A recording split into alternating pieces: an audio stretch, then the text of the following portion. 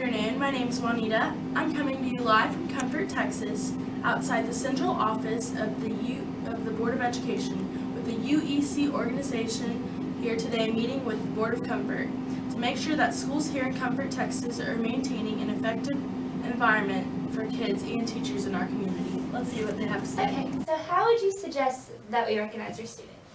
Statistics have shown that if you positively recognize your students, that they will be more effective in the classroom. So I suggest implementing positive reward systems like gold stars or homework passes, as well as student of the week, stuff like that, just to get your students involved and really engaged in their learning. So how can you guarantee our students who struggle at home get their needs met?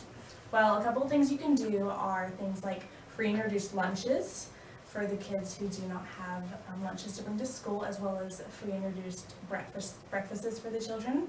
You can also provide tutoring for after school to make sure that they get adequate education.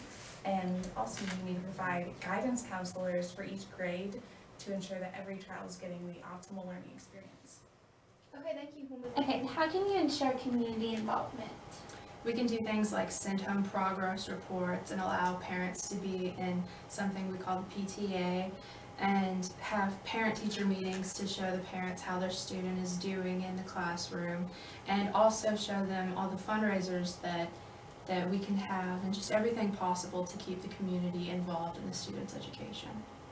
So what are you all expecting from us as a community to help our schools prosper?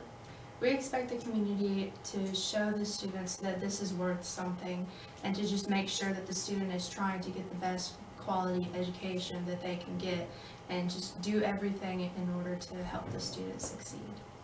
Since we have a very flexible budget, how will you all ensure that our financials will be used to their fullest potential? We want to train all of your teachers, so they'll go through extensive professional development, which will include first aid certification and CPR.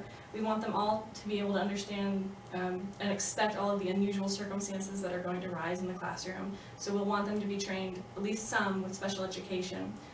We also are going to put a lot of money towards your library, so we want all of your teachers and staff to be able to use the technology that we're putting into it, so we know how to fix problems once they arise. Mm-hmm. And what should we expect of our staff that will put them above the average Texan teacher? We want all of your teachers to be very invested in their students. So a lot of that will mean before and after school tutoring, involvement with the parents, so parent-teacher conferences. We want them to really know the student on a personal level, so we can fix problems when they're arising, and we know their each individual circumstances. Mm-hmm. The EESE organization made a pretty good argument on what makes an effective school. Let's see what happens next. Thank you for watching EESE.